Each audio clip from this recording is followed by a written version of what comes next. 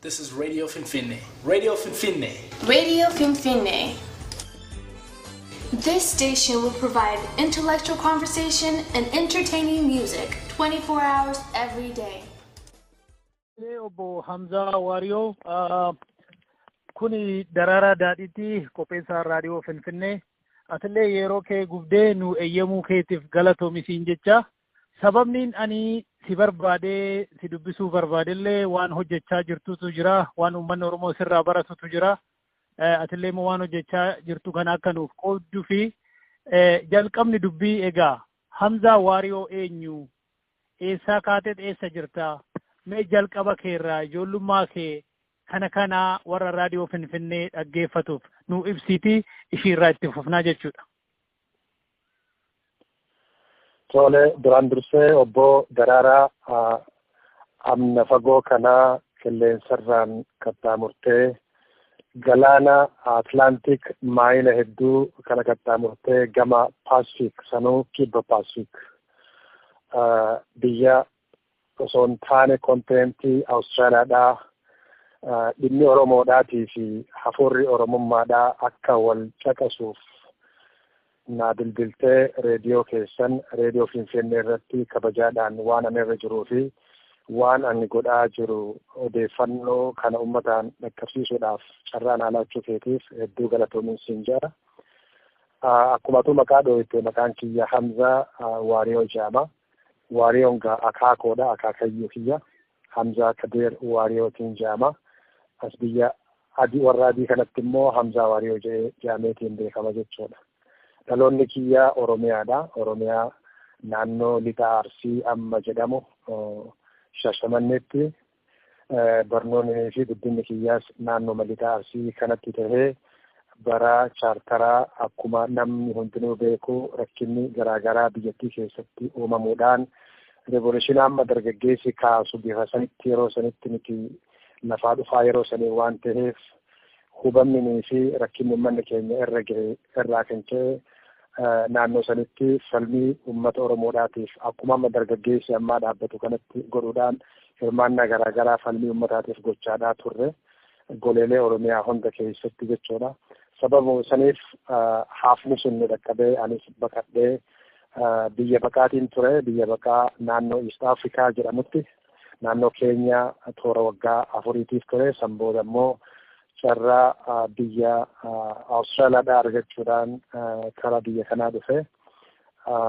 Eega dhufe immoo jireenya dhaabnee jiruu dhiifnee uummata keenya raaffannee taa'uudha hin qabnu kan jedhudha. Carraa barnootaa kan silaa yuunivarsiitii seennee barachuudhaaf itti fufnee fixuudhaaf raawwachuudhaaf jennu haalli gabroonfataadhaa hacuuccaan irratti godhuudhaan baqannee biyyaa baane. Egaa baqannee biyyaa baane immoo kaayyoo biyyaa baane san hin dagalu jechuudhaan biyya baqaattis of jijjiiruudhaaf tattaaffii gara barnootaa gara hawaasa keenya ijaaruudhaa qabsootti hirmaachisuudhaa ofiifis qooda gumaachuudhaa qooda adda addaa sadarkaa adda addaatti gumaachuun ni beekama. Oromoonis ni hubata jeetiin amana. Egaa biyya kana dhufees haadha warraa kiyyaa wajjii fi mucaa kiyya xiqqaa isaa waggaa 2 guunnee wajji dhufee biyya kanattis of jijjiiruudhaaf hawaasaaf jiruttis dabalamuudhaaf warra dura ture. Isaanii wajji ka'aa hawaasa keenya ijaaraadhaa ofis jijjiiruudhaaf barnootatti seenee barnoota kiyyaa kan biyyatti danqamee ture sana asitti raawwachuudhaan biyyuma kanatti jechuudha.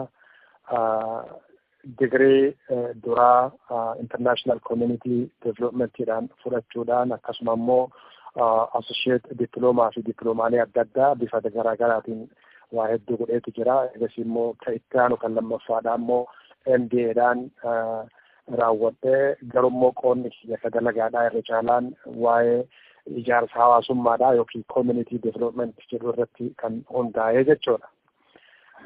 Isa kana irratti hawaasa Oromoo qofaa osoo hin taane hawaasa Afrikaatis akkasuma immoo hawaasa Awustiraaliyaatis tajaajiluudhaaf waan baranneen namarraa kadhachuu gaafachuu qofaa osoo hin taane nutis saba keenyaa fi saba birootis wal qixxummaadhaan dimokiraasii mirga arganne kanaa wajji fayyadamuudhaan carraa arganne kanatti ilmaan keenya guddisuudhaaf fakkeenya gaarii ta'uu hawaasa keenyas ijaarree uummata biyyaatis gargaaruu irratti hirmaannaa garaagaraatiin godhee jira. kana gaafii keessatti wanni na gaafattu yoo jiraate ibsuun hin danda'a. Biyya kana eega dhufee maatii horee jira, maatii ilmaan baayoloojikalii kan mataa kiyyaa ilmaan 3 hin qabaa.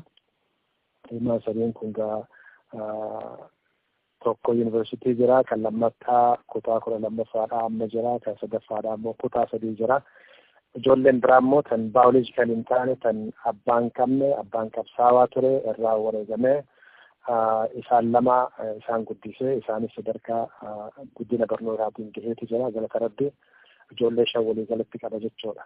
Ijoollee 5 yeroo jedhu immoo ijoolleen Oromoodhaa tanas jiran fakkeenya akka taaniif barsiisuudhaaf afaan aadaa sirna Oromoodhaa duudhaaf makkaadha Oromoodhaa akka dhange'amanii bahan godhuudhaaf qaadhinnee guddisaa jirru hedduudha baay'ee as keessatti jechuudha. Tan rool moodeel addaa ta'anii jabbaan hawaasa keessaa. Kanaaf ijoollee walii galatti ijoolleen Oromoodhaa hedduudha Oromoodhaafis jechuudha. Kana godhuudhaaf dura abbaan of jijjiiruudha qaba. Abbaan of jijjiiree barnootaan, aadaadhaan, afaaniin, seenaa hidda isaa yookiin ruutii isaa ilmaan barsiisuudhaaf dura abbaan beekuu qaba.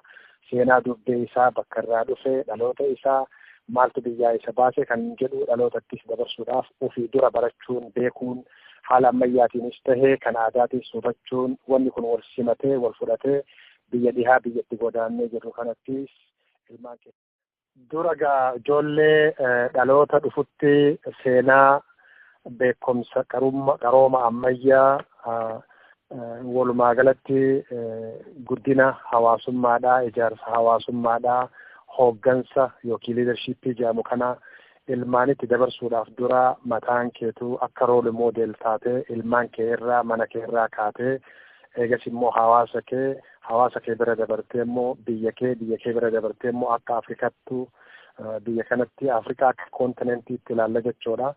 Afrikaa bira dabarteetu immoo biyya waliigalatti keessa jiraattutti godaantee jirtu. Kanaafuu godaantuu qofaa osoo hin taane lammummaa biyya kanaa erga fudhattee qooda biyyi kun fudhatu qabu hunda keessatti hirmaattee barnootaanis of jijjiirtee hooggansa keessa illee seenuudhaaf caasaalee mootummaa keessa dhaloonni lafaa dhufu akkamitti akka itti ida'amuu danda'amu godhuudhaaf practically dalagaadhaan itti garsiisuun barbaachisaa waan ta'eef ta duraa tarkaanfii ofirratti fudhachuu qaba jechuudhaan akka matayyattillee haa ta'u akka murnaatti kan adda addaatiin marii namootaa wajjiniis godhu yeroo garaagaraatti jechuudha. Of jijjiiruudhaaf maal godhuu qabna kan jedhu irraa ofirraa jalqabee of barsiisee baradheetis muuxannoos namoota irraa soradhee kiyyas kan qabu namaaf gumaachee wanni kun immoo wal simatee akkamitti uummata kiyya tajaajiluu danda'a kan jedhu fedhii fi kaayyoo mul'ata akkasii qabaachaadha waan tureef mul'ata kana immoo hegeree ilmaan keenyaatiif akkam godhuu qabnaa kan jedhu yaada akkasiitiin ilmaan hawaasa keenyaatiif karaa adda addaatiin influensii akkamitti positive influensii akkamitti irratti qabaachuu danda'a kan jedhu tattaaffiin bifa adda addaatiin godhamaadhaa ture jechuudha. Kanarraa fakkeenyaaf bara 2005 keessa eega dhufnee biyya kana jiraannee waggaa 5 booda duudhaan makkaadhoo sirni Oromoodhaa safuun mansabaan Oromoodhaa akkitti Oromoon wal masaku wal taligu ilmaan itti barsiisu kan jedhuun akka fakkeenyaatti jechuudha. Osoo uummata keessatti qacelletti baratamee gadi hin seenne keessattuu hawaasa daayisporaa keessatti ijoollee keenya akkamitti barsiisuu qabna, naamusa akkamitti barsiifna, seenaa akkamitti barsiifna, afaan akkamitti barsiifna, hooggansa akkamitti akka nama taliguu danda'an akkamitti barsiifna, naamusa akkamitti barsiifna akka aadaan Oromoo jettutti. Eegas immoo biyya kanatti immoo cultural shockiin ni jiraata. Cultural shockii kana keessaa akkamitti bahuu danda'an ka ambaatis baratanii ka ofiitis osoo hin ganne akkamitti walitti simsiisanii ummata keenya ka dubbee irraa baane saniifis bu'aa fidanii ofiisiisanitti bu'aa fidanii jenereeshinni kun akkamitti jijjiiramuu qabaa kan jedhu keessattuu biyya kana keessatti jechuudha. Namoota toora 500 olii walitti qabee personally artistoota Oromoodhaa manguddoota hayyoota Oromoodhaa kun akka fakkeenyaatti biriifisii godhuudhaafi hayyoota Oromoodhaa dhaabbilee hawaasummaadhaa civic organization waan akkanaa kanneen walitti fiduudhaan waa'ee caasaa sirna gadaadhaa dabballee irraa eegalee hanga jaarsaatti fakkeenyaaf kaarikulamni sirna gadaa keessatti akka amma westerniin ittiin fayyadamtu kun waan sirna gadaa keessatti waggaa 5,000 dura ittiin hojjetamaa ture akkamitti hayyoonni barasanii abbootiin akaakileen keenya kabarasanii waan san beekanii godhanii kan jedhu raajeeffachuudhaan namoota hayyoota Oromoodhaa gargariis konseptii godhuudhaan qormaata godhee wanni kun akkaataatti diyaasporaa keessatti disseminate ta'uu danda'u faca'uu tan ga'uu danda'u ilmaan lafaa dhufan fudhachuu danda'an kan jedhu akka fakkeenyaatti primary schoolii amma asii jedhan biyyoostii keessatti yookiin immoo elementary jedhanii irraa yaaman kana akka dabballee graduation kan jedhuun fakkeenya mucaa kiyyarraa fudhachuudhaaf jechuudha. Kun namoonni gariin akka amantiitti ilaalan, namoonni gariin immoo akka duubattafaatti ilaalaa turan waan kanaayyuu adeeffannee graduation ijoolleedhaa akkamitti godhuu dandeenya. Dabballee graduation gaammee xixiqqoo graduation junior jechuudha. Gaammee gurguddoo graduation jennee hanga sadarkaa PhD'tti gadaa Oromoo keessatti kun amma wanni jechaa jiruuf dhalootatti maal dabarsuu qabnaa maal godhaa turte kan jedhu irraa akka fakkeenyaatti wanni xiqqoon gumaachan hin tuffatamu jechuu irraa wanni kun dhalootaaf dabruu qabaa kan jedhu irraa qophii akkasii qopheessuudhaan uummata duratti akkaataa itti garsiifamu kunis sirna gadaa keessatti kaarikulamii barnootaatu akkamitti akka jiru. Yeroo ijoolleen dhalatte irraa kaasee hamma dabballee ga'anitti herrega akkamitti akka barsiisan, saayinsii hawaasummaadhaa akkamitti barsiisan, saayinsii uumaadhaa akkamitti akka barsiisan, safuu akkamitti akka barsiisan dabballee ta'an jechuudha. Egaa waan kana barnoota kana raawwataniin booda giraajuweeshina dabballeedhaa akkamitti akka godhan sirna gadaa Oromoo keessatti bifa mooderni ta'een bifa ammayyaa'een keessattuu diyaasporaan kun waan kana praaktis godhuu qaba yoo biyyatti illee hacuuccaan jiraate kan jedhuun kun aadaa hokkataa kan jedhee yaamus ni jira, bifa amantiillee kan itti moggaasullee ni jira. Kun barnoota haala ammayyaatiinuu amma warri westiidhaa godhu kanaan addan jiru yoo ol ta'e malee waan kana aadeeffachuudha qabna. Ijoolleen takka dabballee waggaa geesse giraajuweeshina dabballeedhaa jennee akkuma ammaa primary yeroo isaan xumuratan gara junior secondariidhaa seenuudhaaf yeroo deeman warri junioriidhaa kun amma fakkeenyaaf gaammee xixiqqoo warri siinariidhaa moo senior secondary jedhanii yaaman kana gaammee gurguddoo fa'a akkasumas tartiibaan hanga PhD'tti caasaa isaa diriirsuudhaan qormaata irratti godhee uummataaf ibsee ture. Yaanninii fi mul'anni kiyyatan yeroo sanii kun waggaa 11 dura jechuudha. Akkaataa itti diyaasporaan kun waan kana aadeeffatee waggaa waggaadhaan ijoollee hiriyyaa ta'an kan waan saniin giraajuweet godhan ijoollee umrii waggaa 8 guutan yeroo takkatti walitti qabanii giraajuweeshina isaanii akkamitti akka ayyaaneffatan ijoollee gammee xixiqqootis akkasuma walitti qabaadhaan hiriyyaadha jechuudha. Yeroo takka giraajuweet gooti wanni barsiisanis aadaa, safuu, afaan isaanii, heeraa seera, bulmaata, hooggansa haala ammayyaa kana wal simsiisuudhaan waan kanneen akkaataa Oromoo keessatti caaseeffamee dagaaguu danda'u kana hawaasa keessan dalaguun gaariidha kan jedhuun akka fakkeenyaatti waan san qopheessee wanni kun waan guddaa ta'ee ture. Namoonni gariin akka addaatti ilaalaa turan namni waan hedduu waan hin baranneef jechuudha hin hubanneef jechuudha yeroo san. Ammallee gama fuula duraatti I hope nu mataa guyyaa tokko gaafa rabbi jedhe yookiin waaqi jedhe ni mataa jedhee yaadaa fakkeenyaaf ilmaan barsiisuun waan akka sanniifaa waan ijaan argan irratti hundeeffamanii jechuudha.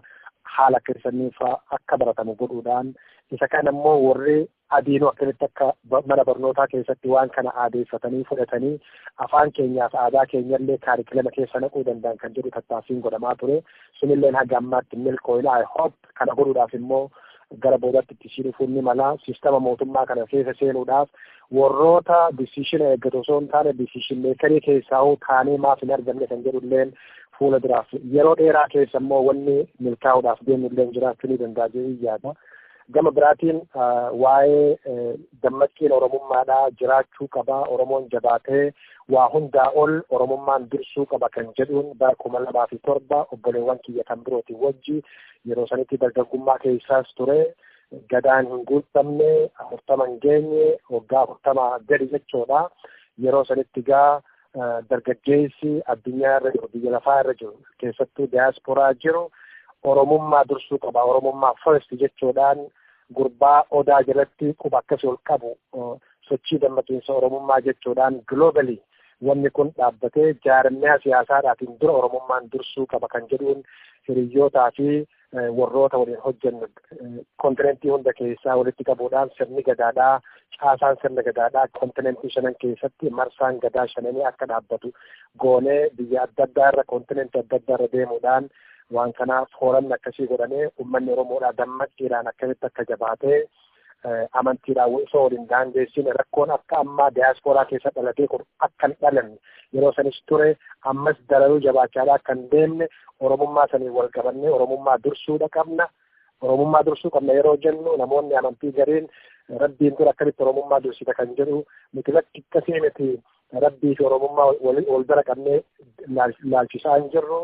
Waan adda addaati waan wal bira qaban wal fakkaatu wal bira qaban malee jechaadha waan sanillee ofirraa deebisaadhaa turre yaanni yeroo sanitti ture Oromummaa haa dursinu jechuun sun jaarmiyaa siyaasaatiin dura Oromummaa keenyaatu dursuu qabaa kan jedhu waan sana akeekuudhaaf dammaqqiin akkasii moodelli isaa akka South Afrikaa beekee South Afrikaan fincila itti kaasuutti dandeessu haala akkasiitiin uummanni mobilaayiz akkamitti akka tahuu danda'u kan jedhu tarii sitti dheeressuun kiyya ni mala.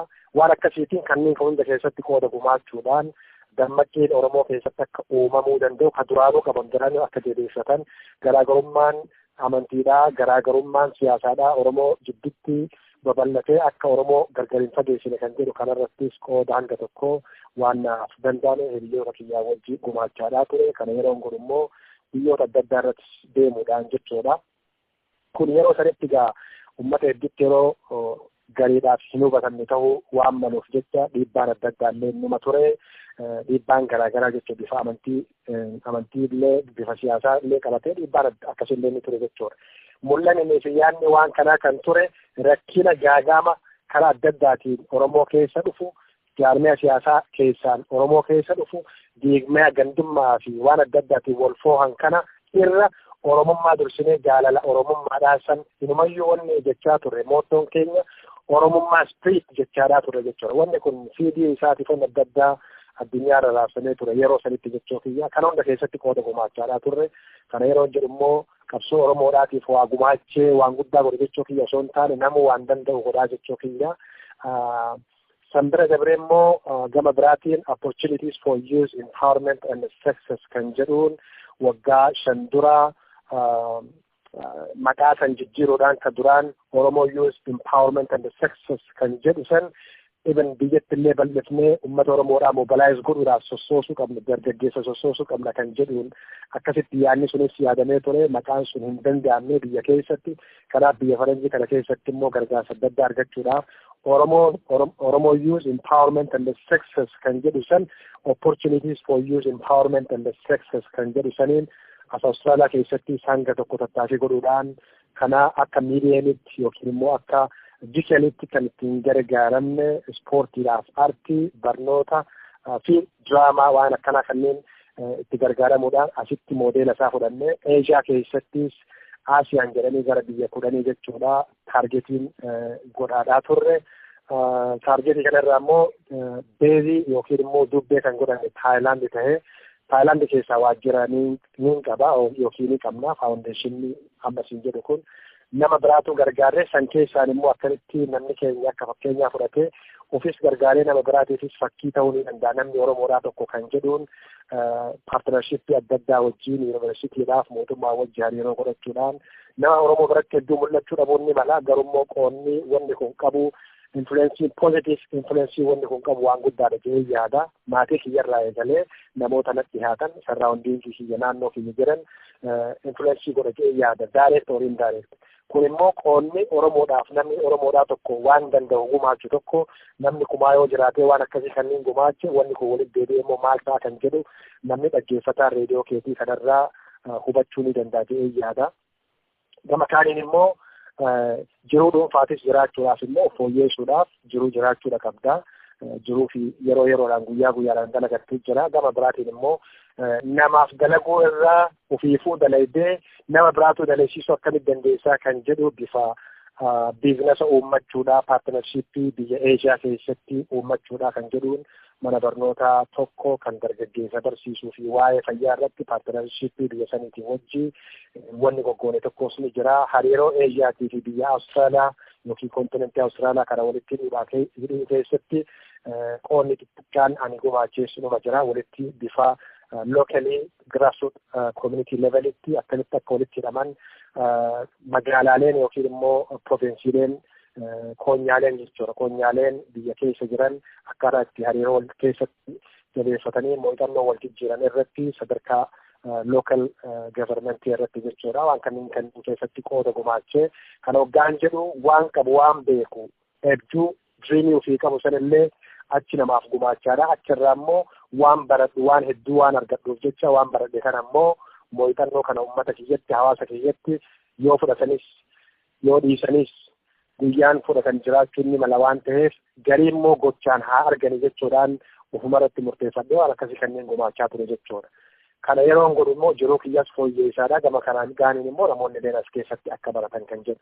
Ati dippeendenti taatee namarratti hirkannaa qabaachuu osoo hin taane maxxantee osoo hin taane ofillee dandeessee realistic taatee jechuudha. Materialistic miti by the way an akkitti amanu duniyaatti yookiin mallaqatti amanuu qofa osoo hin taane wanni dalagamu tokko waan an fedhu jira, diriiriyaan qabu jira, hedduu mul'atan qabu jira, waan haa ta'uu barbaadu jira, waan ilmaan kiyyaa ni barbaadu jira, waan hawaasni kiyya dhaloonni lafaa dhufu haa ta'an barbaadu jira. Mul'ata akkasiitiin qaba. Mul'ata san immoo akkamitti namnummaan tokkoo fi lamallee sababaa kiyyaaf na argee gocha kiyya irratti jijjiiramuu danda'a kan jedhu yaada akkasiitiin qaba. Yaada kanarraa probably namoonni irraa fayyadamanis ni jiran jedhee yaada.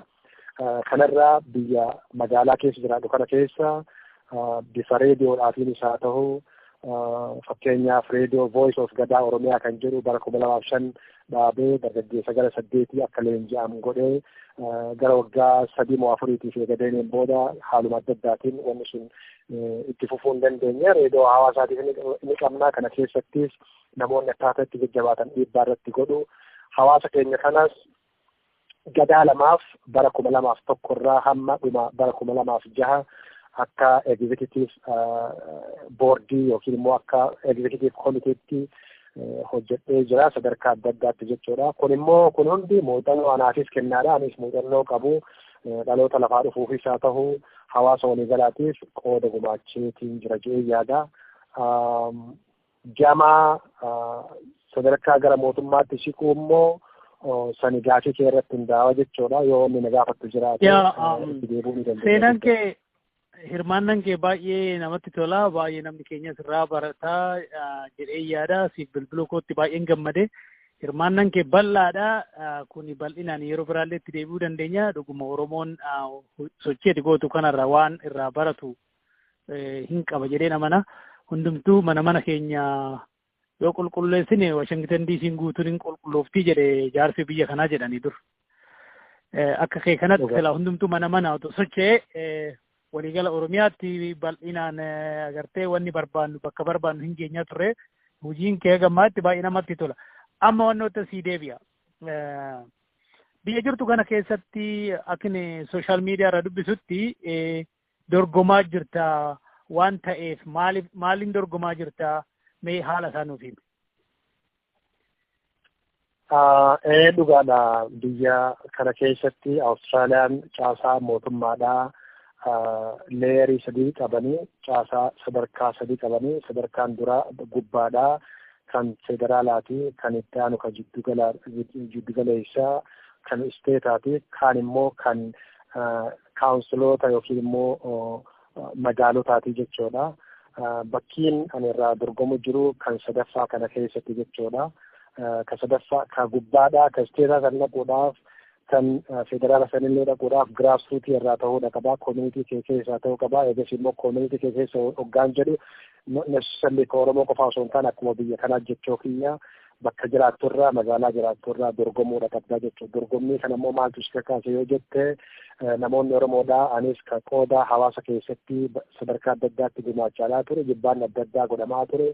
Yeroo baay'ee namni keenya hiriiranii bahaa rakkoo biyyaa baqannee haa baanee jiruun keenya sitti nutti tolu malee abbaa fi haadha achii qabnaa kan qabus jechuu kiyya kan hin qabnees sababaa dhabeef qabaa kan rabbiitii fi kan ilmi namaatiif sababaa itti ta'es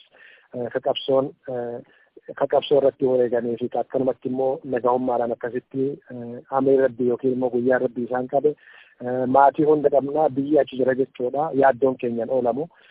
Egaa biyyaa baqannee immoo bakka kanatti jiruun nutti ture jennee dhiisuu qofaa osoo hin taane ummata keenya biyya keessa foon keenya lafee keenya irraa dhalanne hidda keenya wanni jallisuuf hin jiru kan jedhuun hawaasni of ijaaree bifa garaagaraatiin ummata sanis ni gargaaraa dippiloomaasii irratti advokeesii irratti tinnisa garaagaraa irratti ni gargaaraa jee hawaasni akkasitti ijaarame jechuudha keenya qofaa osoo hin taane idilee addunyaa keessaa jechuudha. Hawaasni ijaarame kun hangan ani argetti waa'ee dippiloomaasii irratti waa'ee advokeesii irratti dhiibbaa godhuudhaaf biyyoota keessa qubannu kanatti iyyannaa yeroo adda addaatti ni dhiyeessaa. Iyyannaa dhiyeessu kan ammoo hiriira ni bahaa. Hiriira bahee immoo xalaa qopheeffatee paarlamaa adda addaa sadarkaa adda addaatti jechuudha bahee dura ni dhaabbata. Kana godhuun furmaata guddaa furmaata waaraa kennisiisaa hin turre lip sarvisii qofaadha. Namoonni gariin dantaan mootummaan gariin haga dantaan isaa tuqamutti wanni gargaaru takka illee hin jiru haga ijaaramtee jabaattutti ofii falmattutti malee wanni sii kennu waan hin jirreef waan akka mataatti yaadaa ture mataa kiyya keessa jechuudha. Probably namoonni hedduun akkasitti illee ka yaadan jiraachuu danda'an jee yaada. Ani akka wanni na kakaaseef wanni kana yeroo hedduu tajjabaadhaa ture. Namoonni kunneen ilma namaati. Egaa baqannee biyya kana dhufnee as jiraanne baqataa qofaa hin jedhamnu waraqaan nuu kenname kara heeraaf seeraatiin isaan kara biraatiin illee dhiibbaan yookiin immoo discrimination addaa yoo kan jira hooluun yoo kan jiraatullee taate ifaan ifatti akkasiin hin jedhani sirna dimokiraasii qabani mirga sii kennanii jirani lammummaa biyya kanaa argattee jirta waraqaa argattee jirta biyya kanatti carraa argattee barattee jirta eega barattee immoo waan isaan godhuu danda'an kana namni keenya seenee maaf hin goone kan jedhu yeroo dheeraadhaaf waan akkasii qabaachaadhaa ture dhugaa dubbachuudhaaf amma paartii bakka bu'ee dorgomoo osoo hin taane paartiin hin doorsine haa godhu malee paartii gurguddaa lameentu jira biyya kana keessa paartileen xixiqqaan biraa hedduu jira kan mootummaa ta'u yeroo hedduu paartii lama jechuudha. Labour paartiidhaa fi liberaal jedhanii biyya kanatti jechuudha akka keessan dimokiraatikiidhaa fi riippaabilikaanii miti. Miziratti immoo leebarii fi liberaal jedhanii duuba paartii lamaan kana keessa ka poolisii waan dantaa keenyatti dhiyaatu kam laata ka waa'ee baqataa kana gargaaru kam laata poolisii keenya kan mul'isu maal fakkaata working classii agarsiisu maal fakkaata poolisiilee hundi isaa dhibbatti dhibbeentaa dhibba guutee nu gammachiisuu dhabuun ni mala garummoo ka irra nutti dhiyaatu keessaa tokko keessaa lamaan keessaa qabachuun akkaan gaariidha maaliif jennaan mootummaa qabatan hoggaa mootummaa qabatan namoonni warroonni kun warra murtii godhu waan ta'eef isaan kana keessaa laallee miseensa osoo itti taane paartii kana keessaa kan jedhu waggaa 10 dura paartii lebar jedhamu kanatti meembara tahee achi keessatti sadarkaa adda addaatti miseensa tahee kora isaanii konvenshinii isaanii irratti hirmaachuu walgahii isaan waggaa waggaadhaan godhan irratti hirmaachuu akkaataa isaan waan itti godhan dhiibbaa isaan godhan irraa hubachuu dhiibbaa isaan waa'ee foreign aid irratti godhan hubachuu qaceelletti adda baafachuu anis muuxannoo argachuu ummata keenyaaf immoo kana keessaa maal arga odeeffannoo akkamii argamsiisuu danda'a yoo murtiillee godhuu baadhee kan jedhu waan kana baradhee sadarkaa adda addaatti jechuudha. Michoota hedduullee achi keessaa kan horadhees jiraachuu danda'a direct or indirectly akka hawaasa keenya gargaaranis kan godhaa turelleen keessattuu waggoota 5 maayyii kana irratti jajjabaataa ture namoonni kan adda addaatiin hubannaa akka qabaatan godhaa ture namoota garii hiriyoota garii waan akkanaa haguun ishee kan waliin mari'adheessunuma ture garummoo namni hojii irratti xiqqoo ni harkifata murtii irratti jechoo kiyya waa tarkaanfii fudhatee daddafee gara akshinatti wanni jechuun anas dabalatee jechuudha ni xiqqaanna jechuudha. Obbo Hamza kanaafi yeroo kana dura Oromoo keessee yookiin immoo akka Itoophiyaatti illee namni akkas dorgomee jira haala kee kana. Ani quban qabu nama hin agarree hin agarree quban qabu paartii kana keessa illee namni baay'een hin jiru namni gurraachinuu jechuudha nama hedduu miti yoo nama muraasa ta'e malee jechuudha sanuu biyya isteet adda addaa keessaa jechuudha. Duuba kana keessa seenuudhaan waan kanarraa muuxannoo argadhee jalqabni waan tokko godhuudhaa ati dura fira horachuu qabda Oromoo qofaa miti kan filu namni biraatis akkasuma hariiroo filachuu qabda preferensii jira namni filu namni biraa kan waliin hojjettu ka paartii sin jaallatu naannoo ati jirtutti ta'ee karaa biraatiin illee influensii kasii godhuu danda'u jiraachuu qaba waan kana biildi godhuu qabda jechuudha wanni kun waan yeroo dheeraa keessa ta'uu qabu jechuudha. So wanna akkanaatiin yoo qooda gumaachuu dandeessan jedhuun akkasitti jibbaata godhee So kan bara dabre waggaa 4 dura yaadee ture waggaa 4 dura immoo dura mee of ijaaruu qaba haala kiyyaa hojjeessuu qaba namoota illee ijaaruu qaba hubachiisuu qaba nama biraatu jechuu kiyyaa fe'ee heddummeeffachuun akkaan gaariidha wanni jarjaraan kofoon jarjaraan hidhatan jarjaraan namarraa baatii hojjeessuu qabatan jedhuun waggaa 4 booda bara kana dorgomuu qabaa kan jedhu itti seenee magaalaa ofii jiru kana jechuudha magaalaa Melbourne keessatti kaawunsila siitii ofii jiru keessatti jechuudha. So kanaaf bakkaan dorgomu kanatti woordii keessa gara nama 20 jira. Paartiinis akkana deeggaru abdiin qabaa indoorsina godhee jechuudha. Namoonni paartii san deeggaran sagalee nuu kennan jee yaada. Namoonni dorgomanii fi naan hedduu falman hedduu jiraachuu danda'anii namoonni yeroo amma dura dorgomanii yeroo lammaffaa itti deebi'an illee numa jiranii dubbiin amma dabruu dhabuu osoo hin taane waan tokko yoo tarkaanfattee miila tokko fudhattee ilmaan lafaa dhufan dhaloonni lafaa dhufan warri asitti dhalate warri fuluyanti ta'e afaaniinis barnootaanis waa hundaan jajjabina qaban kan digital worldii kana keessa dhalatan waa hedduu godhuu ni danda'anii kanaan yoo danda'amee sababa xiqqoo an tarkaanfate kanaan inspired ta'an bu'aa ni fida. Wanni fidu kun immoo yoo namni keenya dhawaataan achi keessa seene murtii namaa xalayaa paarlamaa irra dura dhaabbatee eeggachuu osoo hin taane sadarkaa isteetaatti federaalaa jechaa kiyyaamma. Giraasrootitti sadarkaa siitiitti wanni ati gootu qoonni guddaan ni jira. Mootummaan guddoonuu bakka giraasrootii kana jira jechuudha. Diinagdeen guddaanuu bakka giraasrootii kana jira. Uummata ijaaruunuu bakka giraasrootii kana jira jechuudha. Kanarraa qaceellootti beezii eega tolfatteen booda ka isteetaati ka federaalaa waan takka waan nama dhibu hin jiru jechuudha. It's a matter of time. Yeroo fudhataa, muuxannoo fudhataa, neetwoorkii ijaarrachuu fudhata jechuudha. Hubannaa nama keetii fudhataa deeggarsa akkamitti horachuu qabdaa kan jedhu akkamitti akka kaampeen gootu jechuudha. Tokkootu nama amma dura USA keessatti senataraaf dorgome Profeesar Mahammad Abbaa Jabal Xaahirootu koomentii sooshaal miidiyaa irratti kennamee ture san kootiin godha. Ati mo'achuu baatte illee already mo'attee jirta. Tarkaanfii kanaa fudhattee public office'aaf akkasitti dorgomuun kee dura mo'attee jirta jedhee koomenti godhe. Dhugumatti isaan galateeffadha. Akkuma inni jedhe kootiin godhe.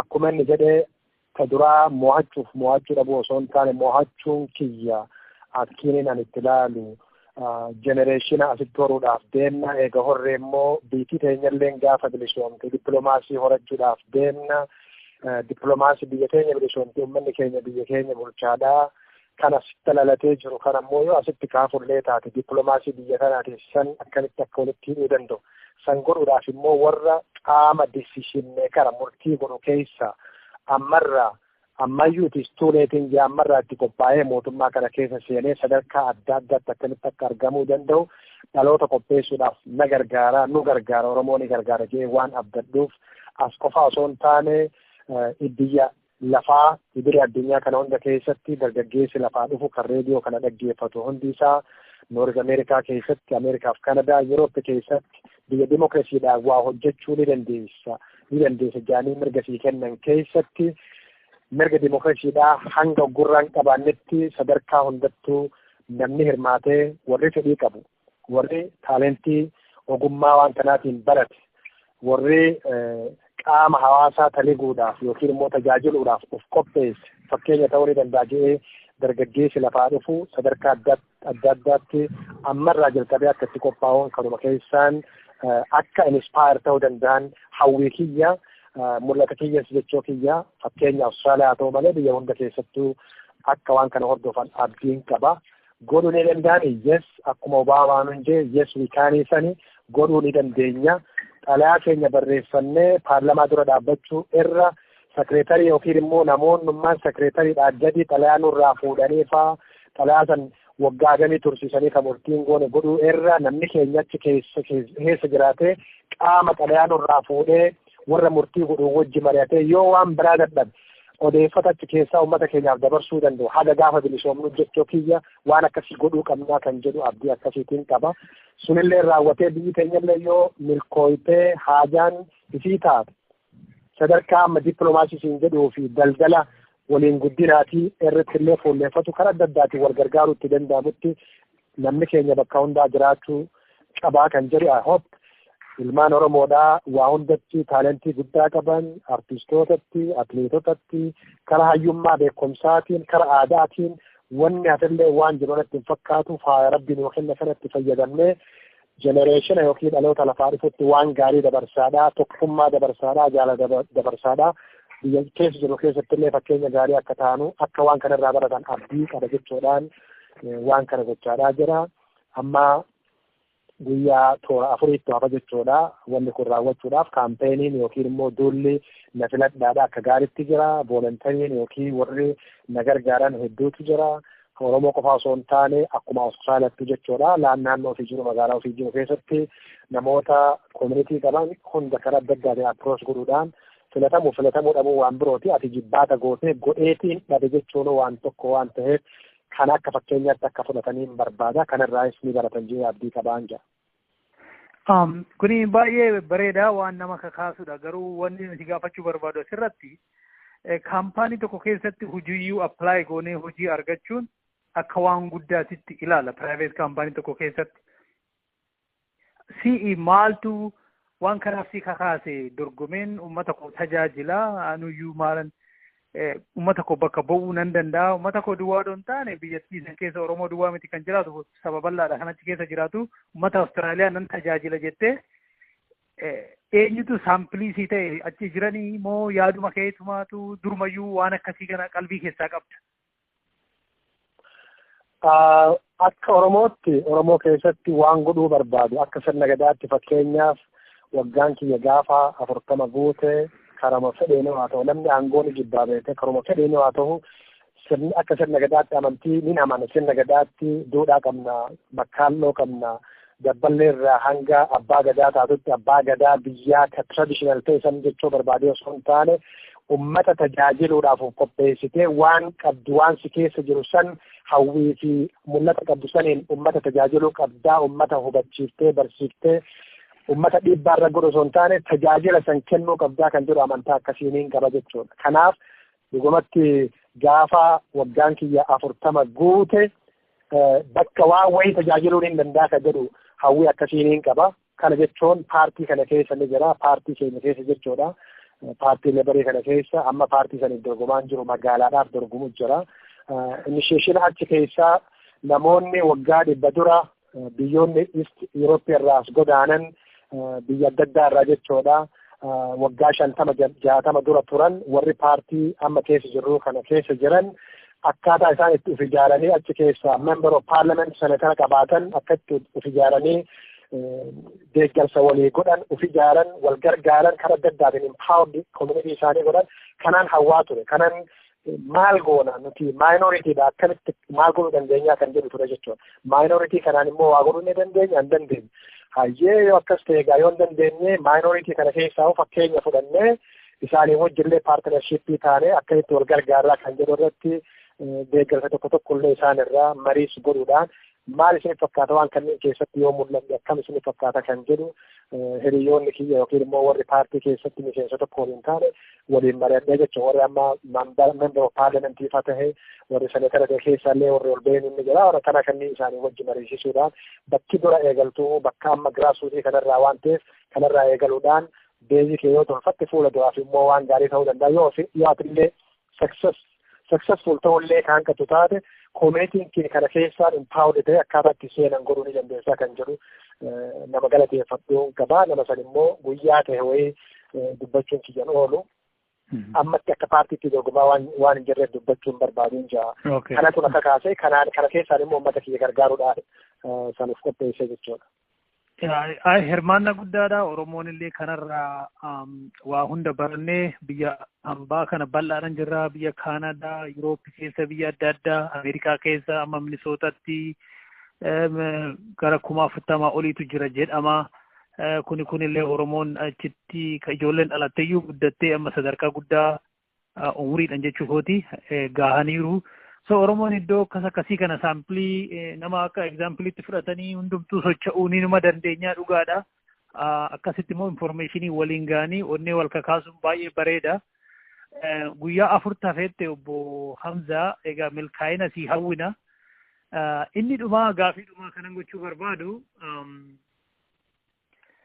ati dhaloonni keellee iddoo naannoo Shaashamanneetii jettee mee haala biyya quba qabdaa maal fakkaataa gara sana naannoo Oromoo hundayyuu rakkoon hin jirti barana naannoo Shaashamannee moo baay'ee irra caalaadha lola guddaa jira jedhama qubarraa qabdaa waan sana mee yaada keenu qoodi sanarratti illee. Yaa akka gaariittiin qubarraa qaba garuu immoo waan uummanni godhaa jiru sun uummata santuu godhaa jira nuti alarraa hoogganaa hin jirru. Hooggansi isaan keessa jira wanni isaan godhaa jiran si keessaa nuti wanni goonuu dippiloomaasii irratti isaaniif sagalee isaanii ta'uu irratti waan isaan godhan guyyaa guyyaadhaan ni hordofa maatiis achi keessaa qabna sabas achi keessaa qabna waa hunda achi keessaa qabna nuti keessaa baqatee bahe malee wanni quban qabneef hin jiru guyyaa guyyaadhaan ni hordofna jechuudha waan deemamaa jiru deeggarsisaan barbaadanillee maatii keenya waan ta'eef akkuma Oromootti jechuu kiyya hordofuun keenya dirqamaa jechuu kiyya quba qaba.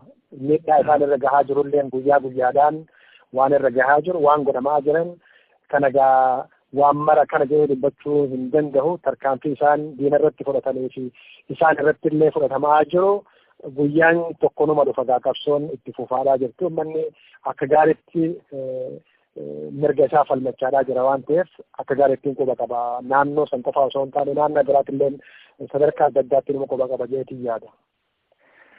Baay'ee bareeda. Egaa asirratti baay'ee waliin haasofnee tooppikiin kee bal'aadha hirmaannan kee bal'aadha guyyaa biraa walitti deebi'uu qabna. Akkuman jedhee dorgommii qabduuf milkaa'ii ayyaanni Oromoo si bira haa dhaabbatu. Yeroo biraa bal'inaan yookiin nama lookaalii wayii barbaannee nama Awustiraaliyaa jiru akka bal'inaan yaadni kee kun yaada Oromoo hunda jabeessuudha jechuun waa'ee fakkeenyaa fi kaarikulamii gadaa qopheessitee ijoolleen illee akka ittiin baratan waa hundi sun biyya hunda doga'ee Oromoon biyya hunda jiru itti barachuu uummata ijoollee keenya nu fayyada nullee egaa dulloomu jirra. Kana fuulduratti qopheessina egaa wanna hafee itti ida'uun qaba jettu yaada itti dabaliitii asirratti raawwannaa fuulduratti immoo bal'inaan wajjin mari'annee waan tokko Oromoodhaaf hojjennaa kan jedhu yaada qaba Obbo Hamza. Dhugumatti reediyoon Finfinneedhaa Finfinneen akkuma handhuura Oromiyaadhaa taate dubbii ijoo galaanaan ganaa qaxxaamurtanii sabaa hima guddaallee ta'ullee baattan yaanninii fi fedhiin kaayoon keessan guddaa ta'uu kanarraa calaqqisa jechuudha. Sirrii fedha barbaadee Oromoon Oromoo barbaadee dhimmi kun Oromoodhaaf bu'aa ni buusa jettanii isiniyyuu waan kanatti baalii gootanii gatii kennitanii galaana Atlaantik kana maayilaan ganii yaadaan qaxxaamurtanii qabeenya keessan baaftanii bilbiluu keessaniif dhugumarraa jedhaa galatoomaa ulfaadhaa wayyoomaa gama fuulduraatti illee akka guddattan abdiin qabaa wal deeggarraa wal gargaarraas Oromoon waluma qaba jechuudha kanarratti jajjabaachuun akkaan gaarii. Gama biraatiin kanatti sababeeffachuudhaan carraa kanatti gargaaramee tokkummaan Oromoodhaa biyya diyaasporaa kana keessatti fakkeenya tokkummaa biyyaa ta'uu akka qabu garaagarummaa keenya xiqqeessinee akka walitti dhihaachuu itti dandeenyu garaagarummaa qabaachuun ni mala garaagarummaa sammuu xiqqeessinee dhiiga biyyaa dhangala'aa jiru lafee biyyaa caccabaa jiru lubbuu biyyaa ba'aa jirtu kana laaluudhaan waldeenii hawaasa Oromoodhaa idilee addunyaatti akkaataa itti walitti dhihaatee genuinely sobaan osoo hin taane kilikii walirratti ijaarrachuudhaan osoo hin taane kara genuine ta'een akkaataa itti walitti dhihaatee agoobara akkuma jedhametti agoobara grassrootiidhaan walitti dhufee ka hundi inputii qabu ka waliigalan anilleen yaada keessatti qabaadhu atilleen keessa qabaattu hawaasni Oromoodhaa xiqqaa guddaan keessatti qabaachuu danda'u qabaachuun tokkummaa akkasii waaltummaa akkasii qabaachuun gaariidha. Waan kana irratti hojjechuudhaaf immoo seenaan illee itti nu gaafata yoo kana bira dabarree dhiiga kana irra tarkaanfannee waan biraa akka hojjennu taate gama biraatiin wanni hayyuun tokko hayyuu Saawuz Ameerikaa jedhe tokkotu jira. Namni barate tokko namni hayyuun tokko namni barate barnoonni isaa kan doomineet nama godhu osoo hin taane kan libireet nama godhu ta'uu danda'uudha qaba. Kan dhiibbaa nama irratti godhu osoo hin taane kan dhiibbaa san keessaa nama baasu.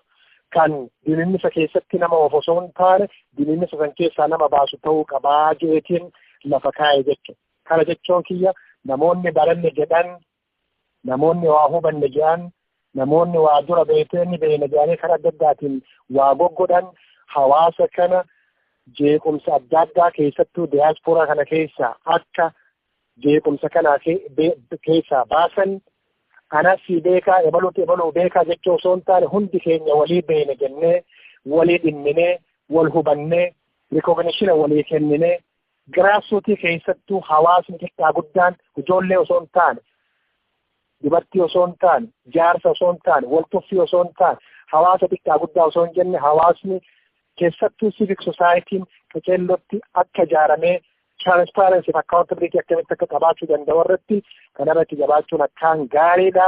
Gama biraatiin waan emergencytti jira gargaarsa godhamuutu jira gargaarsa waaltawaa ta'ee akkamitti uummata keenya dirmachuu fi dandeenya dawaa isaan barbaachisu dawaa kan akkamitti dhaqqabsiisuu dandeenya kana godhuun ofii immoo bifa qindoomina qabuun bifa idilee addunyaatiin qindoomina qabuun waan garagara wayaa barbaadanii dawaa barbaadanii first aid barbaadanii wal'aansa achii barbaadanii waan kanneen akkamitti godhuu dandeenya yoo nuti tokko humne malee yoo ijaaramne malee yoo humna taane malee ka ijaaramne sunu qulqullummaadhaan walitti dhumne yoo humna taane malee bu'aan finnu caccabinsi adda addaa bakka adda addaatiin waa goonu kun bu'aa waan hin finneef jecha rakkoolee xixiqqoo amma dura waggoota 20 dabre walirratti raawwachaa turre kana hunda dhiiga saniif jecha tarkaanfannee waan sana irratti akka kaampeen goonu hundi keenya bakka jirru kanaan dhaggeeffattoota reediyoo keetiitiif kanarraa carraa kanatti fayyadamee dhaamsa dabarsuun barbaada.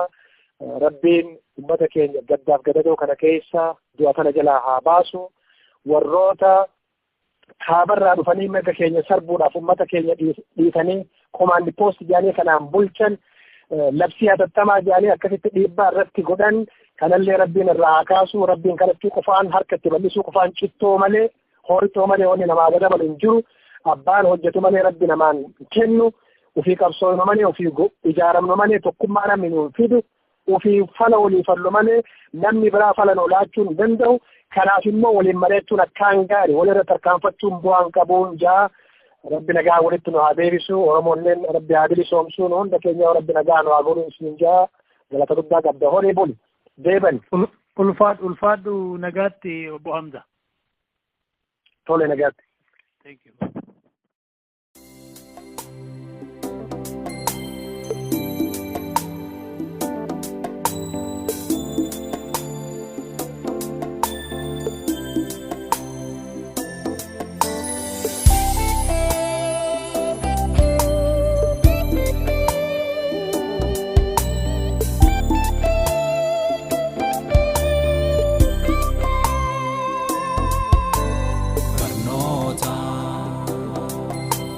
Barnoota Barnoota Barnoota Barnoota Barnoota Barnoota Barnoota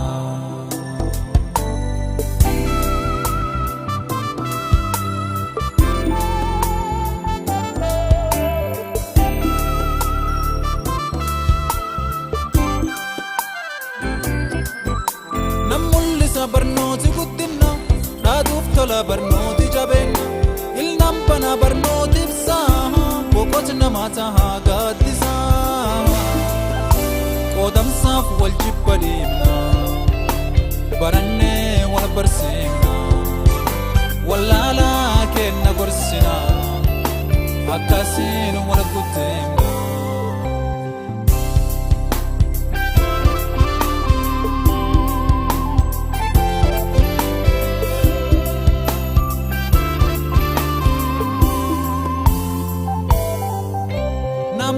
baratu sammu bal'ifate karoora baafate borii fi haala mijeeffate barnooti waan dansaa hundee jireenyaati namiyyeessaa fuudhee ol kaase mul'isa baasa ulfinnate abbootiin teenammoo guddoo fi wallaalte barnooti birreeffatte irraa qolloonfatte dubartiin ammattiif ayyoon barnoota dhabde loonte gernam dhabaaf abboo warraattafe. Suwallala wallaan sirreeffanna doofummaa balleessuu fi qabsoo jabeeffanna. Suwallala wallaan sirreeffanna doofummaa balleessuu balleessuu fi qabsoo jabeeffannaa. Nam mul'isa barnooti guddinna dhaaduuf tola barnooti jabeenna. Ilnaan bana barnootiif saa boqotu namaa tahaa gaaddisaa. Qoodamsaaf wal jibba deemna barannee wal barsiifna. Wallaalaa kenna gorsina akkasiin wal gutteemna.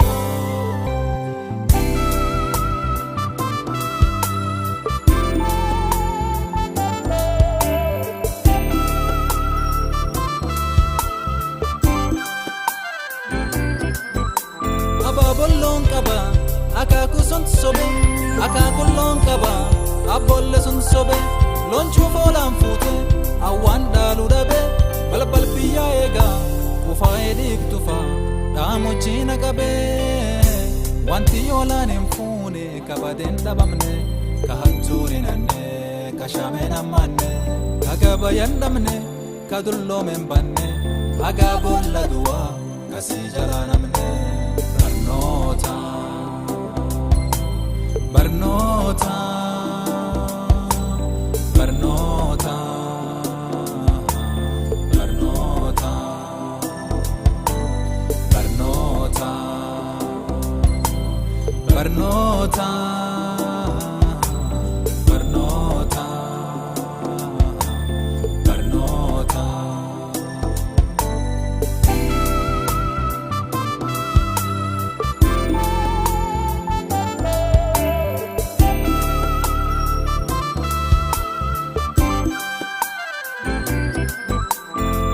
Bararsiisuun qilleensir bararuuni barnoota barnoota barnoota sammuu cimsifachuun addunyaa hoogganuuni barnoota barnoota barnoota saayintistii taanii waan haaraa qorachuuni barnoota barnoota barnoota afaan biyya baruuf jecha walii galuuni barnoota barnoota barnoota barreessuuf dubbisuun yaaduu fi dabarsuuni. Barnoota barnoota barnoota aadaa baratanii mirguu fi falmachuun barnoota barnoota barnoota barnoota barnoota barnoota barnoota barnoota barnoota barnoota barnoota barnoota barnoota barnoota barnoota.